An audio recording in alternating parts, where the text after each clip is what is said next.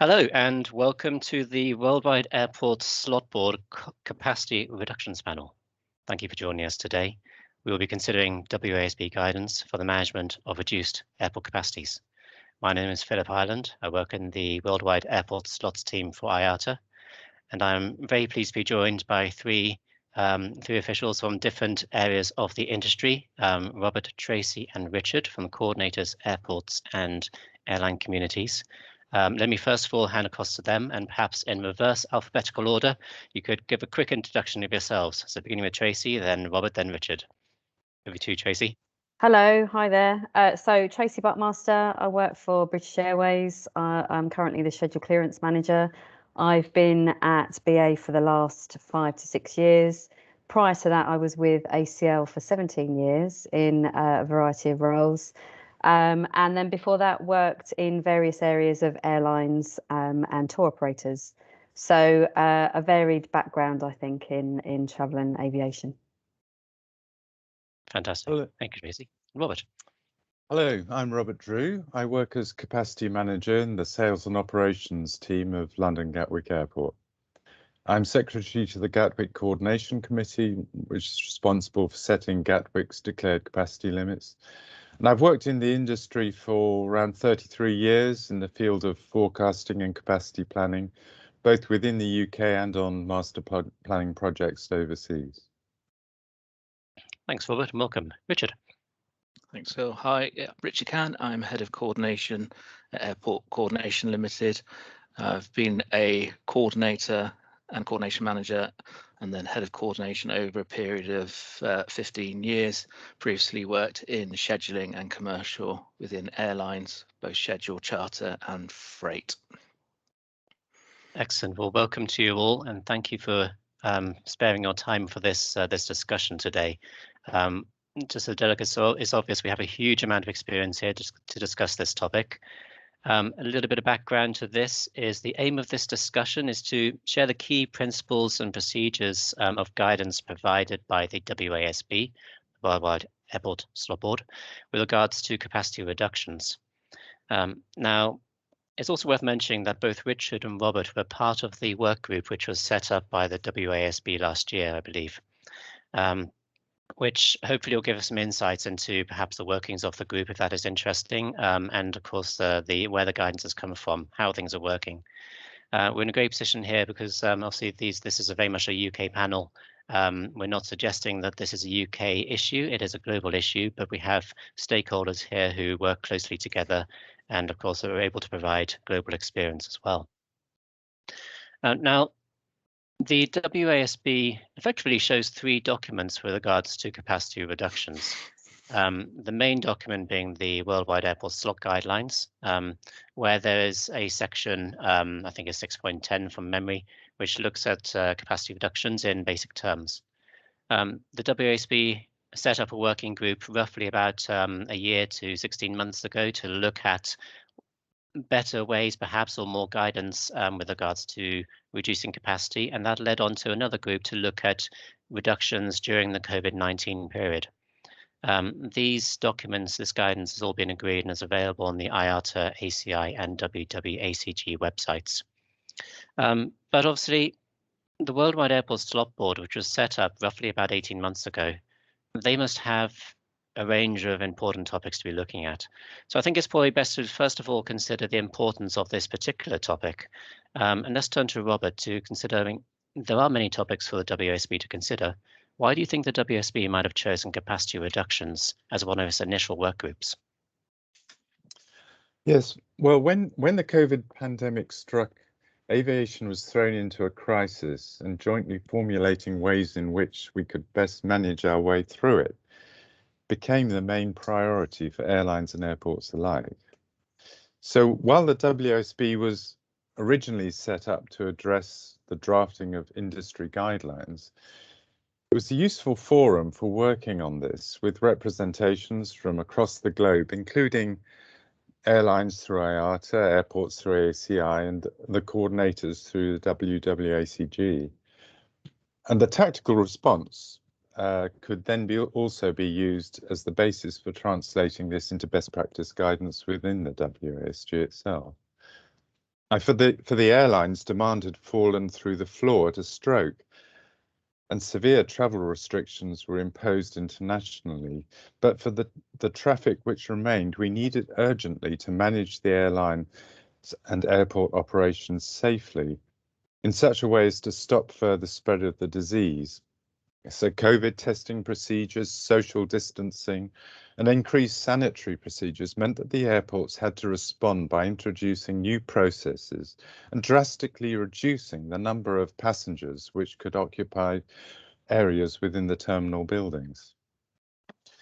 So as a consequence, it was clear that airports would no longer be able to safely sustain the previous levels of demand on which declared capacity limits had been previously assessed. We therefore needed to have a mechanism whereby the airports could restrict the demand below the historically declared limits. I mean, as it turns out, at Gatwick, we didn't need to implement this as demand was sufficiently low as to lie well below these reduced limits. In order to reduce our operating costs, though, we closed one of the airport terminals and relocated all the traffic to operate out of one terminal. We introduced forecast demand triggers, which, if breached, would signal the need to increase our capability, or if this was not possible, to impose capacity restrictions. Obtaining good information on forecast levels of demand was critical to this, and we had to work closely with our airlines to gain as much advance information as we could on expected levels so that we could respond in a timely manner. Interesting, and I guess I mean the emphasis here on the COVID-19 situation driving a lot of this need. If we were to remove ourselves from COVID-19 just temporarily, how common do you think it is for airports to need to reduce capacity? And what would typical capacity reductions? What would the typical causes be for needing to reduce capacities at airports? Well, I think, I mean, there could be, I mean, it isn't something that happens very often. It's a temporary loss of infrastructure, for example, due to the need for runway works, or due to, I mean, there have been instances in the past where we've had airport closures due to incidents, etc. But yeah, I mean, this obviously the COVID pandemic was something which was fairly unique, hadn't been experienced before, and I think it was why we needed to trigger this so that we could manage this effectively. And I think that provides a good bit of context, and perhaps from the airline side, Tracy, obviously capacity reductions and schedule reductions are never going to be the choice of airlines. But to look at the importance of this and the impact it can have on airlines as context, what does it mean for airline scheduling? And is the WSB guidance, does this provide any assistance from your perspective? Yeah, so I think from an airline's perspective, the most important thing is to understand what the restrictions are, why they're there, and I guess that enables the airlines to respond and create the schedule in the appropriate manner. So I think if we're talking about a near-term, a COVID type issue, there's obviously less opportunity to do that. But airlines are dealing with, in the COVID situation, they're dealing with a number of different airports that are putting restrictions in place. So it's really important to try and have some sort of framework that we can follow and that we can try and work with to make it easier for airlines to understand. I think if we're looking at something like runway works or something planned further out, I think it's imperative to try and follow some timelines to allow airlines to plan accordingly. Building a schedule is, it's not a straightforward thing. There are different elements that flow into that, and slots and capacity is a key element in there. And the greater amount of time that an airline has If we can do that before submissions, we can create the schedule in the appropriate way, and we can make the best of the schedule, and try and get what we want from the schedule. In if that means repurposing the aircraft, if that means up gauging or down gauging or adjusting timing wise, it's really important to have that time and that structure in there. Thanks. I acknowledge those points about the timing, and you mentioned submissions, which I might come back to a little bit later. Coordinators. Yes, sorry, Robert. I just wanted to add, in relation to your earlier question, there were and what is in the guidance. I mean, there are several measures that lead to airport operators no other choice but to reduce their capacity. And so I suppose the three types of measures in general terms. We as the text within the describes three types of mechanisms. One, firstly, the government regulations and restrictions as the pandemic situation unfolds and sanitary responses are rolled out. Government decisions made after the initial declaration of capacity, such as imposed reductions in airport throughputs, mandatory health screening, and on airport COVID testing, can reduce the capacity which the airport is able to deliver. For example, this happened in Australia, where the government imposed a strict limit on the number of flights which were allowed to enter the country from abroad, as passengers were required to isolate in hotel accommodation, especially secured for that purpose on arrival in Australia. That secondly, there are practical infrastructure limitations. Airports may have to reassess their capacity based on new operating procedures, such as ensuring there's adequate space for passengers to maintain social distancing in queues, waiting and circulation areas, and accommodating the new patterns of demand that we experienced in the recovery period. And as Gatwick, we found that in order to maintain the 2-metre social distancing rule alone, the throughput capability of the airport was reduced to about a third of its normal capability. Well, yeah. But in addition to that, there are also commercial considerations, because the airport operators worldwide are incurring a historic revenue shortfall. And in several cases, unsustainable debt to EBITDA ratios are being reached. The provision of airport capacity in such a context must support the recovery of airports in an economically sustainable manner. In situations where some airport assets would be utilised for only a limited period of time during the day and hardly used during the rest of the day may lead to a situation where airports would need to reduce their capacity rather than keeping it available at too great a cost to be economically viable. Now, at Gatwick, we closed one of our terminals, operating out of one terminal only until demand picks up to a level which justifies opening the second terminal. We're still operating out of one terminal now, and on the current traffic forecast, we don't expect demand to return to a level which requires 2 terminal operations before next summer. That makes a lot of sense, and I guess whatever the cause is, it's important to understand that cause to know why the schedules are being reduced. I mean, if you want to have sustainable operations, these are the tough decisions you have to make. And Richard, from a coordinator's perspective, when you're in the unenviable position where you have a reduced capacity, you're about to tell airlines that they're going to have to reduce schedules potentially, or you have a tougher coordination process deciding who will get a slot and who won't.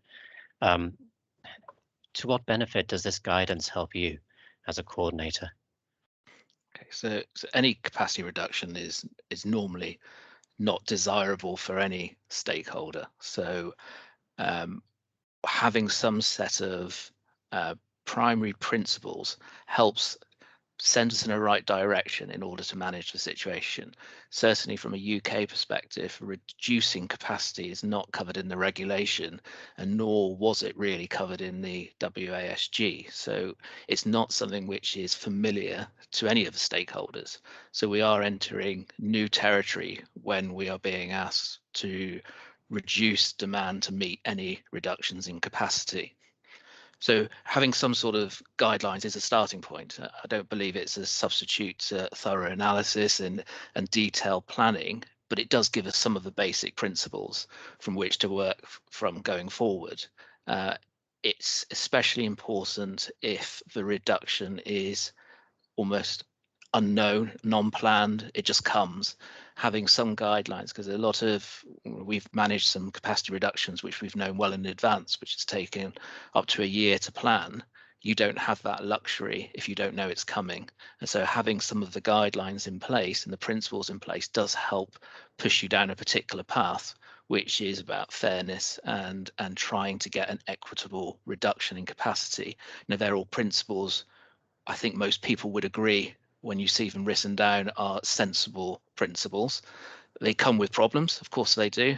Some of them are subjective. A simple phrase like a fair distribution, that can open up a huge debate about what that actually means, and different stakeholders will have different views what fair is.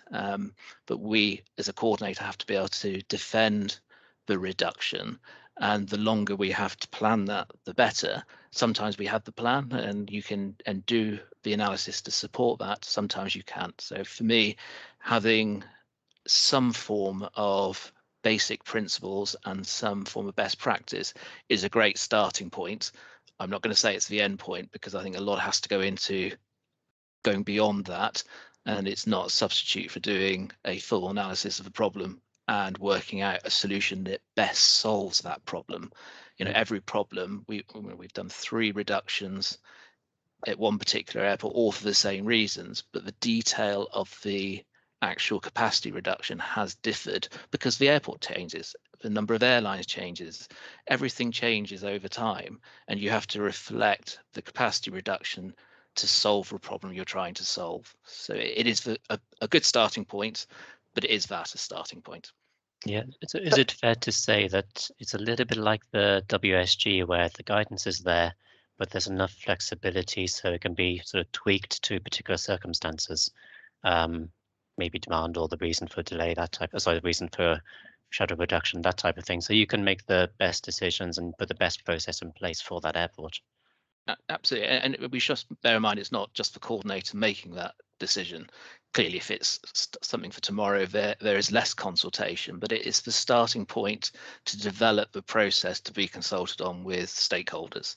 So it is very much, you need to tailor it to the problem you're solving, so you don't get unintended consequences of following a particular path, and you want to get the best out of it. Ultimately we're all there to get the most out of the capacity that's available, and therefore being flexible and adapting your approach to the circumstances and having the ability to flex that, because you can do as much planning as you like, things change and things are different, and you can't get exact proportions. You can't get it to the nth degree where it's exactly fair. So you have to be flexible, you have to adapt as you're going along, and the guiding principles help us get there. That's what we're trying to achieve. We will get to that point as close as we possibly can, and where we can't, we should be ready to explain why we can't and what changed in the process to say, well, it just became technically impossible to achieve what we set out to achieve. And it's about transparency and being open about what has changed. Yeah, I think if I can jump in there, Phil, I think that's one of the real key points from an airline perspective. If it's a transparent process, people will understand why it's been put in place, and that most importantly, everyone takes their fair share that is impacted.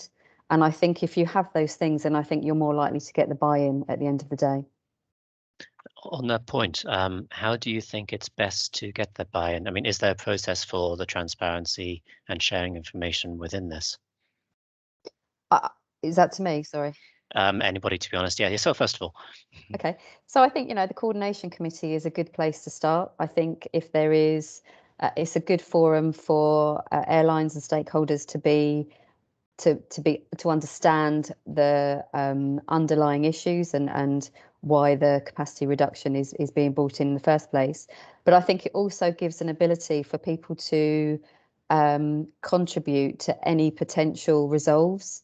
And I think if there's that ability to work together to see if there are any solutions, there may be voluntary reductions or something like that would appeal to airlines, for example. And I think it's really important to go through that process first of all. And as I say, I think it's also important for airlines to understand why this is in place and and for the coordinator, the airport, to lay out what the process is in achieving that capacity reduction. And that's a good forum to do it. Okay. I mean, we're quickly getting into the contents of the guidance here. So I think to help us understand this guidance, so in a nutshell, Richard, perhaps I could come back to you for a minute, because I'm aware that ACL has had quite a lot of experience in reduced capacities on various airports. Perhaps you could walk us through an example where the guidance and that example have both been have been applied. Yeah, I certainly can, and I'll try and do it in a sense of the planning for the event. So I'll use a known event, because I think that is the one which is more critical in terms of the process you follow. If the event is unknown and you just shorten down each of the steps and you do what you can do in the time frame. But if I take a long planned reduction, the first phase is the planning phase for me, which is the most important phase at all. And that is setting out what you're trying to achieve and what the principles are that you're going to aim to achieve. And the guidance gives those principles. It's about fairness and equitable reductions. But before you even get to that stage, you have to look at what the scenarios and start optioneering about what is likely to be the situation you're dealing with. So you're comparing the likely capacity available against demand and working out, can we achieve this through just asking for voluntary help? Is it that severe that we have no alternative but to go down a more formal process? In an ideal world, you'll resolve it through some sort of voluntary process, and that can be done very quickly through the normal scheduling process. But there are some occasions, for example, you have 2 runways and you're going down to a single runway, and you're in an airport that is 24 hours a day and is busy 24 hours a day, you do rapidly get to the point where you do require people to cancel. And I think that's where it gets a bit more challenging. And it's at that point the planning comes into its own, that you do need to consider what the impact will be on different reduction strategies. It's very easy to say, well, we'll do an equitable reduction based on the slots held. But if you have one carrier, that's the base carrier, who is going to lose a vast proportion of their entire business versus a smaller proportion of one route, you have to take that into consideration. And I think this is where the fairness bit becomes a bit subjective, because each airline, each stakeholder is going to have a different view of what fair actually is. And it's extremely challenging to look through different scenarios to say, well, does that meet some of the fairness criteria? Is it equitable across? And spending the time at the planning phase helps everything else go, because if you understand you've tested different scenarios, you start to get a picture of what works, what doesn't work. And it helps then when you move into the second stage, which is the consultation phase, about being able to answer questions. And when you're talking to the community about different options, it helps you be able to steer what the likely outcome is under different scenarios. Everyone has a different view how these things work, and people will want the choice. And one of the key elements is we would love to be able to say to airlines, we need to reduce, but we want you to choose which services you reduce. That's ideal, but sometimes that's not possible. If you have an airport where everyone wants to fly at the same time, naturally, if you're reducing by 50% the runway demand, we need cancellations in that period. You can't leave it always to the airlines to choose everything, because it just simply wouldn't get the reductions you need in each particular hour. So on occasions, and this is where the scenario testing comes in, you work out how far you can go to allow the stakeholders to decide how you get to your endpoint. And then if that all fails, you sometimes have to, as a coordinator, make those decisions and identify those flights that need to be moved or unfortunately cancelled. And one of the elements of this is get this bit right, because you don't want to be coming back to stakeholders later to ask for a bit more. So the view very much is do what you have to do to get down to a point where you know you can cope with the demand. You can always add in later. and everyone can stay on the wait list. You start building back up. So you might start with a 50% reduction, but your principle is to make it equitable and use all the spare capacity, but you can build it back up again. And all that comes out through consultation with the stakeholders to make sure everyone's aware where we're heading and what we're doing. Then we move on to the implementation phase, and you do what you've agreed. It's simple as that. You've written the process. If you deviate from a process, you then consider how you consult again to make sure that everyone knows why you've had to deviate from a process. And if I'm honest, if you've done your planning right, I don't think deviation is really required, because you should have covered off most of it in your planning phase. And then it comes to transparency. At each stage of the process, publish what we've done and be accountable against the process and the principles. We set out aims to achieve, and we should be held to account to say whether we've hit them or not. And we don't want carriers to think that we've treated one more favorably than the other. But as I said earlier, this is not an exact science. Sometimes you are going to get slight imbalances, but the principle should be to try and level up that playing field as you move through the process. So you might not get it at initial coordination, but you may get it later. The final point I'll add, because I am rambling on a bit, is the timeline. When it's planned, if you can stick to the normal scheduling, and it echoes what Tracy said, if we can stick to the normal scheduling, even if you bring everything 6 months earlier, at least you're on the process. So you have chance to speak at conference, you have chance to review it, all the normal process steps that we go through. It just helps everyone to stay on track. Everyone remembers they have to do something. It may be slightly out, but if you try and do things outside of a normal time frame, it becomes more challenging. And this is why best practice is so important. It sets everything out.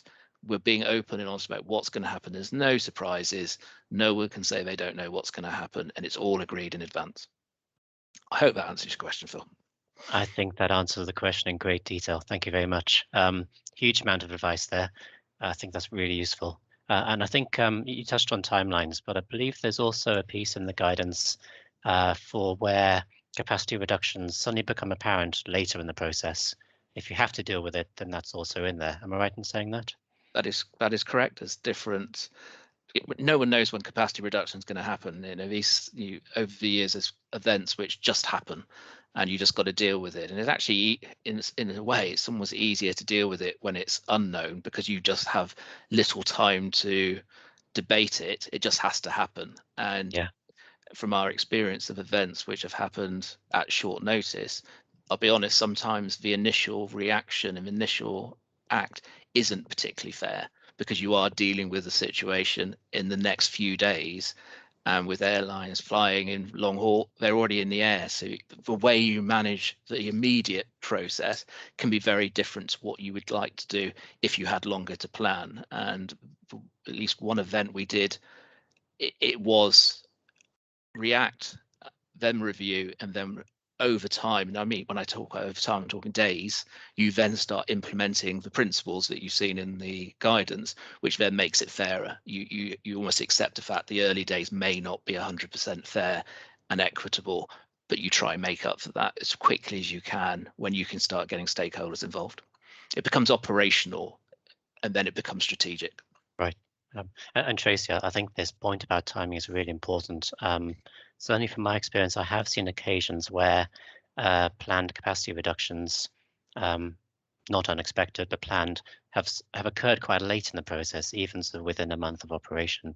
I mean, you discussed the impact to any sort of reductions to airlines earlier on, but is there anything you want to sort of elaborate on around this point? Perhaps the importance of being before initial submission or HBD? It might be obvious. Yeah, absolutely. And I will touch on that. I think the other point to make here, that it's really important for airlines to understand that there is some sort of protection of historics. Where we've been with COVID, I know that alleviation has been in anyway.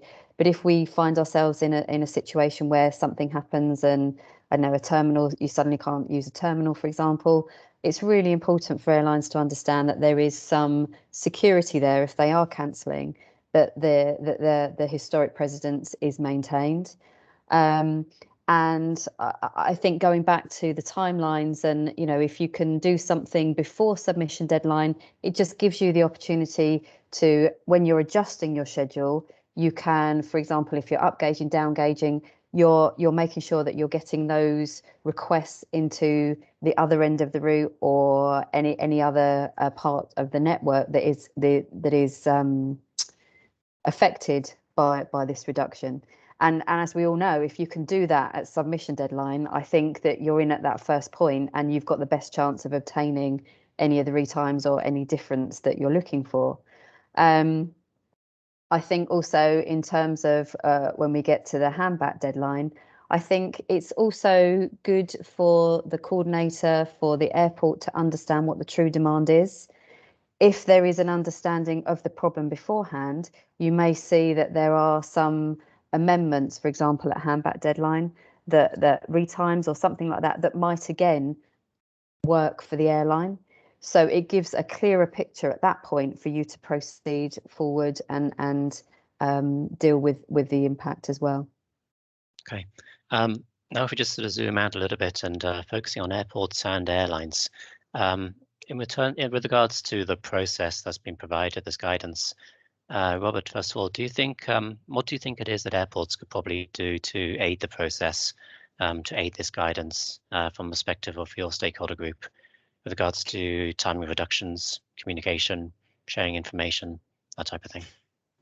Yeah, I think it's very important that the airport should provide as much advance warning of capacity reductions as possible, if and when they need to be implemented.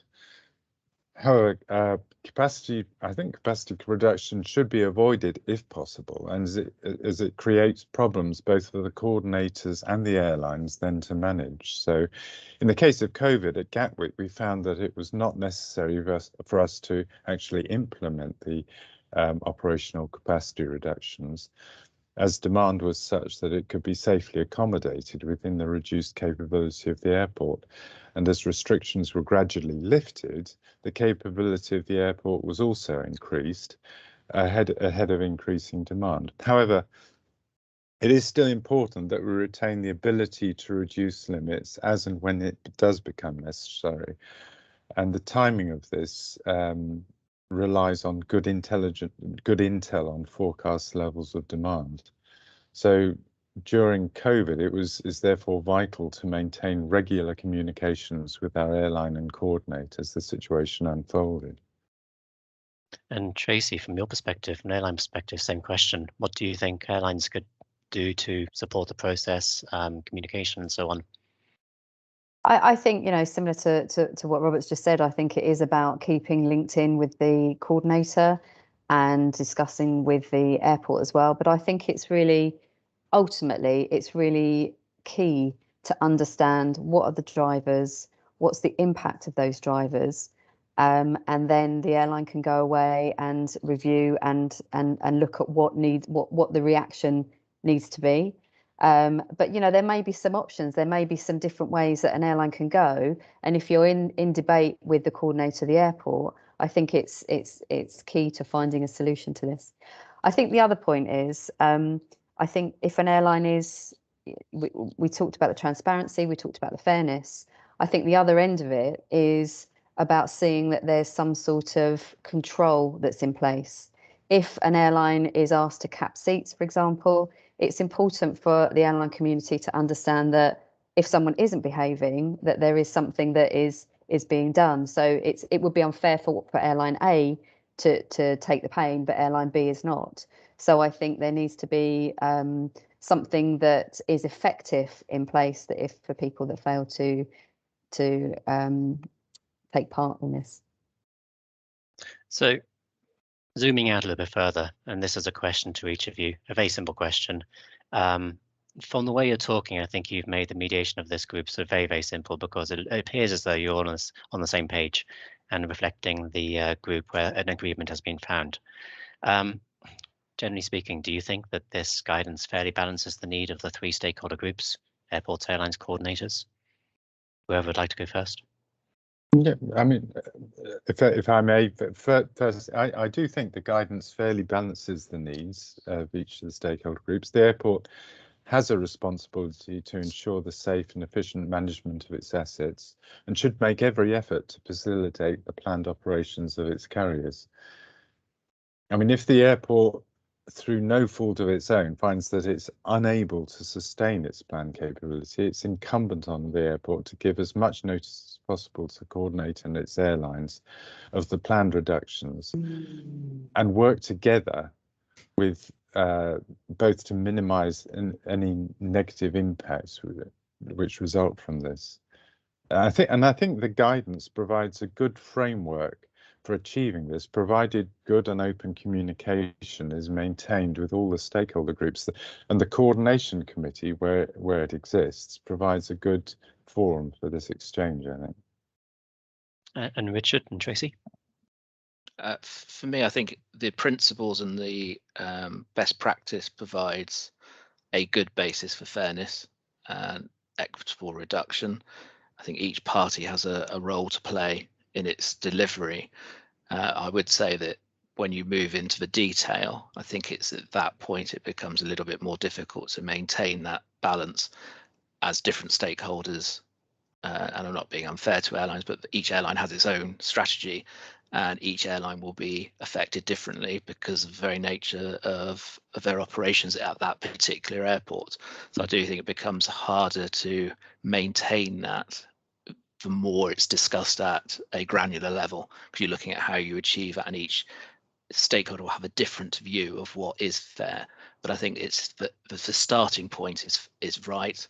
I think it's important as we go through a process that when you're reviewing the principles and the process that's going to be followed, that we're not looking at it as an individual basis. You're looking at it, we've got a problem to solve as a community. How do we solve that as a community to get to the end result? Often in these cases, the demand has to fall to the capacity, as Robert says, for safety reasons. So therefore, we have to get to that point, and we might all have a different view of how we get there. But looking at that is the common aim, not about protecting my own position, I think can at times help get to the end point a little bit quicker. Tracy? Yeah, I mean, I completely agree with what both Robert and Richard have said already. I think this is never going to be a popular thing to deal with, but I think for the greater good, ultimately, airlines are going to be affected and impacted if they don't try and sign up and work with both the coordinator and the airport. I think what these guidelines do is give some, as we said, transparency and some sort of path that we can follow. I completely accept that every airline has got their own ambitions and aims, and they will see things in a different way. But I think it's really important to have something laid out that you can work towards and work with. So it sounds like it's kudos to the WASB and Richard and Robert in particular for providing this from the working group.